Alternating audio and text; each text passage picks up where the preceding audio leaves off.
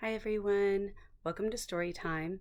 You can see I'm clearly not at school today. I'm at home today since I wasn't feeling great this morning, but I did want to take this opportunity to read a book that I read many times and still once in a while read to my own child because this book really deals with frustration and failure and what do we do with failure and how do we overcome failure and the frustration that can come with it. This book is by Ashley Spires. I'm actually also going to share one or two more of her books a little later on. She is the author of the month for the primary classrooms. This one is called The Most Magnificent Thing.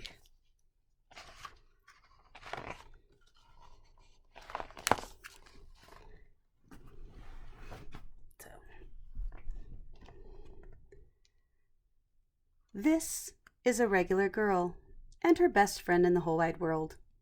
They do all kinds of things together. They race, they eat, they explore, they relax. She makes things, he unmakes things.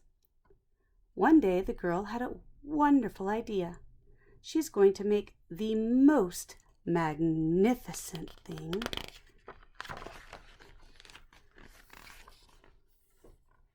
She knows just how it will look. She knows just how it will work. All she has to do is make it, and she makes things all the time. Easy peasy. First, she hires an assistant. Next, they gather their supplies. They set up somewhere out of the way and get to work.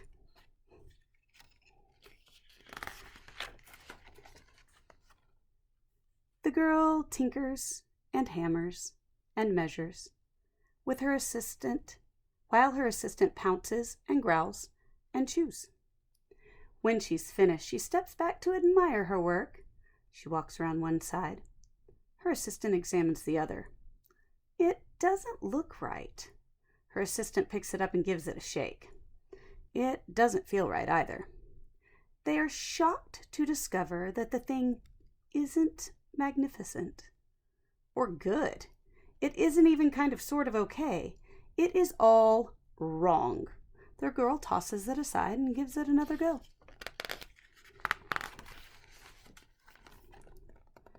She smooths and wrenches and fiddles. Her assistant circles and tugs and wags. When she is finished, she stands up and takes a long look at it. Her assistant gives it a nudge with his paw. The thing is still wrong. She decides to try again. The girl saws and glues and adjusts. She stands, examines, and stares. She twists and tweaks and fastens. She fixes and straightens and studies. She tries all different ways to make it better. She makes it square. She makes it round. She gives it legs. She adds antennae. She makes it fuzzy. She makes it long, short, rough, smooth, big, small. One even smells of stinky cheese. But none of them are magnificent. Her hard work attracts a few admirers, but they don't understand. They can't see the magnificent thing that she has in her mind. She gets mad.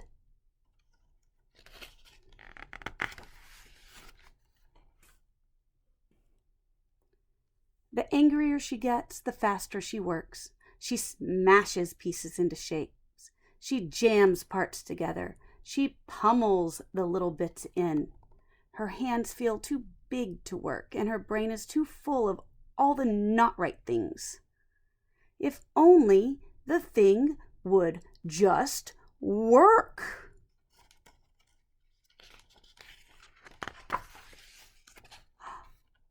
Crunch. The pain starts in her finger. It rushes to her brain and she explodes. It is not her finest moment. I'm no good at this. I quit. Her assistant suggests a walk.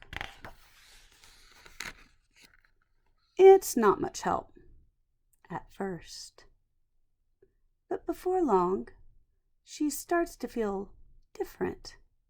Bit by bit, the mad gets pushed out of her head.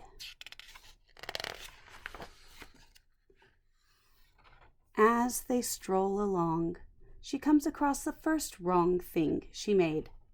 The bad feelings are about to start all over again. Then she notices something surprising. There are some parts of the wrong things that are really quite right. The bolts on one, the shape of another, the wheel-to-seat ratio of the next.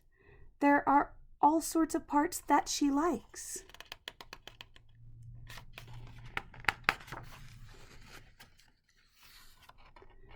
By the time she reaches the end of the trail, she finally knows how to make the thing magnificent. She gets to work. She works carefully and slowly, tinkering, hammering, twisting, fiddling, gluing, painting. Her assistant makes sure that there are no distractions. This is a perfect thing to ward off bears. This will stop that leak. This one's all wet. Seems like some of the things she had can be useful for other people. The afternoon fades into evening. Finally, she finishes. She alerts her assistant. The pair take a good, long look. It leans a little to the left, and it's a bit heavier than expected. The color could use a bit of work too, but it's just what she wanted. They climb aboard and take it for a spin. They are not disappointed. It really is the most magnificent thing. There is also an animated version of this book on YouTube, and I'll be adding the link to this.